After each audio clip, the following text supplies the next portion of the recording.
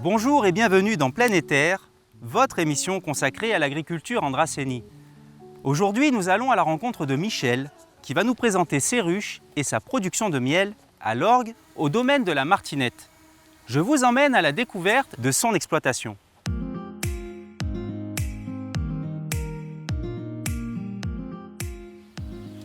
Michel, bonjour. Bonjour. Merci de nous accueillir dans ce cadre magnifique.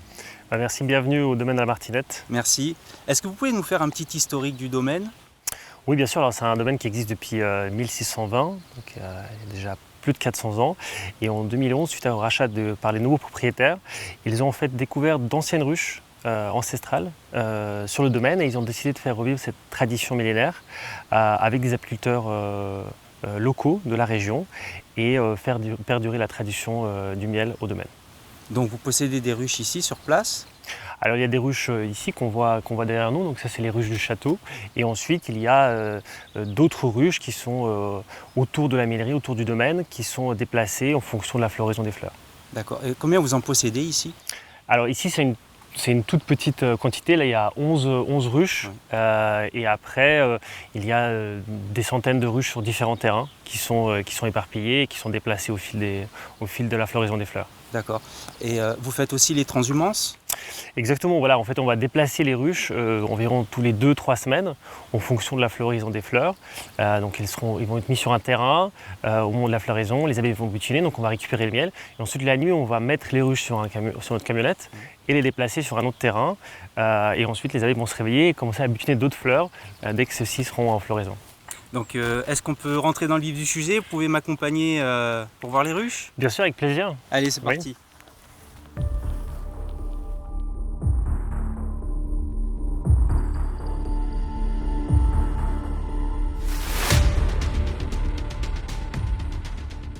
Et alors, combien est-ce qu'on a d'abeilles par ruche ? Alors environ 30 000 abeilles par ruche et une seule reine. D'accord. Et alors j'imagine que, comme c'est une colonie, elles ont différents rôles. Oui, c'est ça. Donc l'abeille a une vie durant la mielée, durant la récolte de miel, elle a une vie qui est assez courte, c'est environ 30 jours, mais c'est une vie qui va être très intense. Donc il y aura différentes étapes. Elle va à la fois surveiller la ruche, s'occuper des œufs, des alvéoles, et ensuite elle aura le rôle de l'éclaireuse. Ça veut dire aller montrer aux autres abeilles où est-ce qu'on peut butiner des fleurs. Avec la fameuse danse des abeilles, ils vont faire des cercles et à la fois elle va aller récolter le nectar, donc elle va être butineuse pour ensuite l'amener à la ruche et le transformer en miel. Alors qu'est-ce qui fait qu'une abeille devient la reine d'une colonie ? Alors en fait on va faire des cellules royales pour faire naître une abeille. Donc c'est vraiment une abeille ne peut pas devenir reine. La reine va naître reine et ensuite soit de manière naturelle, soit elle peut être introduite par l'apiculteur dans la ruche. D'accord, ok. Donc par exemple les reines qui sont ici, dans ces ruches-là, elles sont élevées ? C'est ça, donc nous on fait de l'élevage de rennes aussi, donc on expédie dans toute la France des centaines, parfois même des milliers de rennes toutes les 2 semaines en fait, de avril à début août. À d'autres apiculteurs en fait, qui ont besoin de ces rennes pour leur colonie. Et évidemment, ici, on utilise nos propres rennes. D'accord. Et tu nous montreras ça plus tard quand on ira à la mielerie alors ? Oui. Super. Quelle quantité de miel peut produire une ruche ? Bon, on peut dire ici environ 20 kg. 20 kg de miel. C'est énorme. Après, c'est les abeilles qui travaillent beaucoup. Il faut beaucoup de travail et beaucoup de patience. Il faut aussi que les conditions soient réunies, qu'il ne fasse pas trop chaud, qu'il n'y ait pas de pluie. Pour que les abeilles puissent aller butiner, il faut que la colonie soit forte, il faut qu'il n'y ait pas de maladie, il y a plein de facteurs qu'il faut qu'ils soient réunis pour que l'abeille soit en bonne santé et puisse récolter du bon miel en bonne quantité. Alors je vois ce petit appareil là qui fait de la fumée. Oui. Est-ce que tu peux nous expliquer ce que c'est, à quoi ça sert? Alors, c'est un appareil ancestral en fait pour calmer en fait les abeilles Mhm. et donc qui est utilisé toujours aujourd'hui. En fait, on n'a pas trouvé de meilleure solution. Quand on ouvre la ruche, on va les enfumer un peu, donc ça va les calmer, Ouais. et puis elles seront un peu plus douces pour Ouais. qu'on puisse ensuite manipuler la ruche. Et qu'est-ce que tu brûles à l'intérieur? C'est des petits copeaux de bois ou un peu de sapin, voilà. Ouais. Toujours la même, Toujours la même le technique. même bois. C'est toujours, D'accord. oui, oui, oui. Alors j'imagine que les abeilles dans leur quotidien ont quand même des petits problèmes avec des parasites peut-être, des attaques de prédateurs. Oui, bien sûr, il y a toujours le varroa, le frelon asiatique. Donc on fait des traitements bio contre le varroa. Ouais. Il y a des pièges à frelons. Aujourd'hui, on en a la chance d'avoir un peu moins ces derniers temps. Après, évidemment, il y a toujours les pesticides aussi, mais ça aussi, notre région, la Provence, est plutôt protégée. Ouais. On fait analyser régulièrement nos miels pour détecter s'il n'y a pas de traces de pesticides. À ce jour, on n'en a jamais détecté. Et voilà, évidemment, l'apiculteur, nos équipes veillent très scrupuleusement pour qu'il n'y ait à la fois pas de maladie, qu'il n'y ait pas de prédateurs et que, évidemment, les abeilles soient en très bonne santé. Alors tu nous parles de l'apiculteur. Qu'est-ce qui est le plus difficile dans ce métier? Alors, je pense qu'il y a différentes choses. Déjà, c'est un métier de passion. Il faut vraiment être passionné par l'apiculture, il faut aimer les abeilles. Après, c'est un rythme qui est très intense pendant la mielée, donc de avril à septembre. Voilà, on doit déplacer les ruches la nuit, parfois on ne dort pas plus de 2 jours d'affilée. Évidemment, parfois c'est aussi frustrant puisque voilà, on met toutes les choses en place et finalement à cause de la météo ou des maladies, en fait il n'y a pas de récolte de miel. On peut même perdre ses colonies. Voilà, donc c'est un métier exigeant, mais ça reste un métier de passion et voilà, ça permet de travailler avec la terre autour d'un environnement voilà, aussi magnifique et après voilà, donc c'est beaucoup de bonheur quand on voit que les colonies les abeilles sont en bonne santé et qu'on fait du bon miel. Et tout de suite, on se rejoint à la miellerie avec Michel.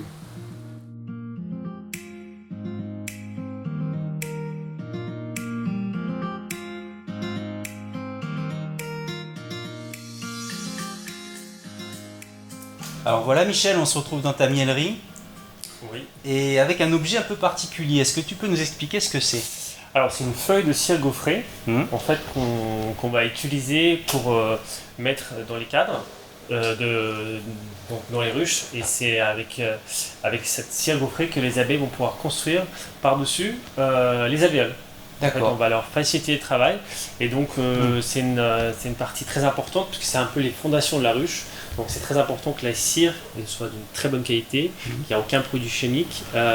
Et donc nous on va recycler notre cire, on va reprendre la cire des années précédentes, on va la recycler, on va la faire fondre et ensuite avec cette machine on va faire de la cire gaufrée. Donc on retrouve ici donc avec ce début d'alvéole et donc les abeilles vont pouvoir utiliser pour construire les alvéoles et faire du miel avec. D'accord.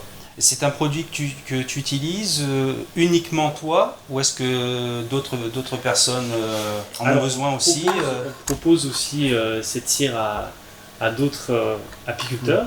On voit qu'il y a une abeille qui s'est invitée à la miellerie. Et parfois des tables prestigieuses dans notre région ou ailleurs qui l'utilisent pour la cuisine. Alors c'est un produit entièrement naturel, hein. Il n'y a aucun produit chimique comme tu l'as dit. Oui, alors c'est très important en fait. Si par exemple la cire utilisée pour les bougies, ça peut être un mélange de différentes cires, aussi de cire artificielle. Pour cette cire pour les abeilles, c'est extrêmement important qu'elle soit vraiment 100% naturelle. Et donc c'est pour ça qu'on fait régulièrement des analyses pour être sûr qu'il n'y a aucun produit chimique. D'accord. On peut aller voir la suite? Oui.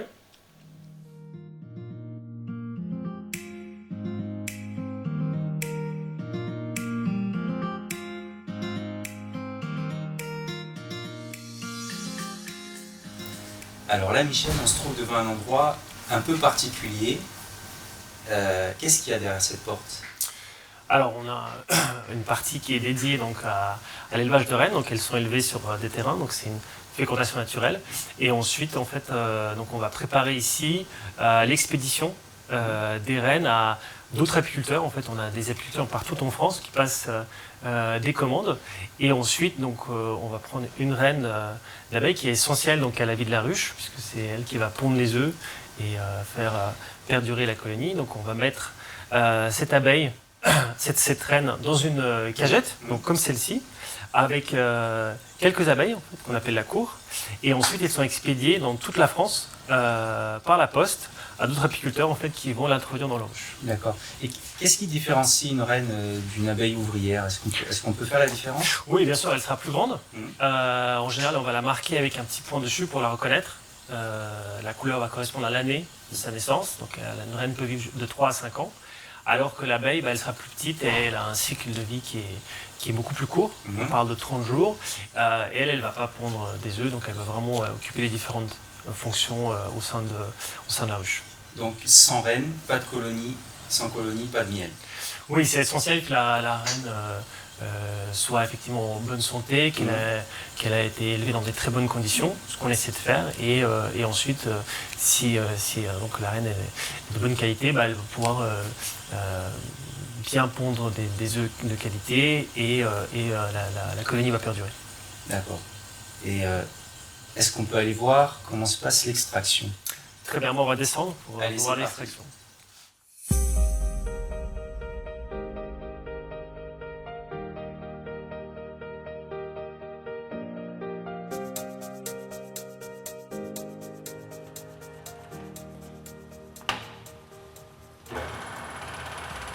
Okay. Alors donc là, on est à l'étape de l'extraction. Donc on a amené les cadres des ruchers pour les mettre dans cette machine d'extraction. Donc là, on va découper cette fine couche de percule qu'on retrouve sur les cadres pour que le miel puisse s'écouler. Donc là, on voit qu'il commence déjà à s'écouler donc pour arriver sur ce convoyeur. Et ensuite, donc, il va vers l'étape de la centrifugeuse pour l'extraction complète. Ok. On peut y aller, on avance? Oui.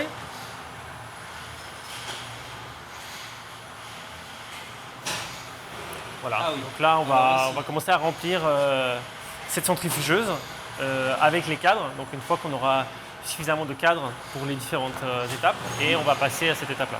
On y est bientôt, on va pouvoir le voir? Alors, on va laisser tout remplir et oui, on va pouvoir le voir. Super. Oui.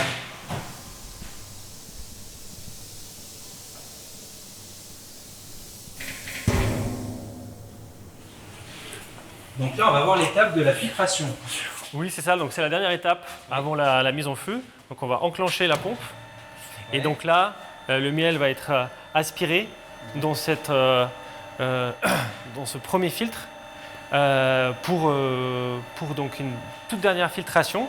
Et ensuite, on va le voir, il va arriver vers donc ce fût élémentaire. Là, on voit le miel qui arrive et qui va s'écouler pour être rempli et ensuite mis en stock. Qu'est-ce qui se passe exactement dans le filtre? Bon, en fait, on va enlever les toutes dernières impuretés qu'on va voir ici, par exemple, on voit, et pour s'assurer que le miel soit vraiment pur, qu'il n'y a aucune impureté qui finit son pot. D'accord. Voilà.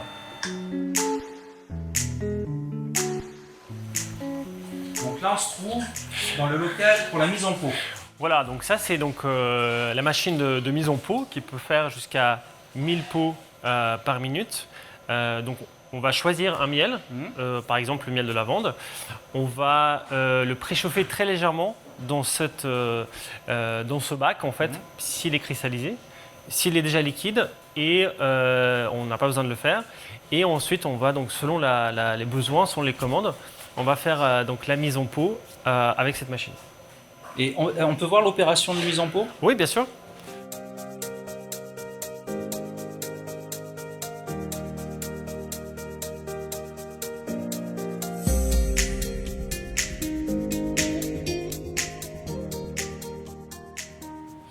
Les abeilles sont importantes pour l'écosystème car elles sont responsables de plus de 70% des fleurs pollinisables. Donc sans les abeilles, en fait, il n'y aurait quasiment plus de vie. Donc c'est pour ça que voilà, notre rôle aussi, c'est de préserver les abeilles, faire en sorte qu'elles soient en bonne santé et pour faire donc du miel qualitatif. Voilà, c'est pour ça que c'est important aussi de soutenir donc l'apiculture française en achetant notamment du miel français et du miel provençal.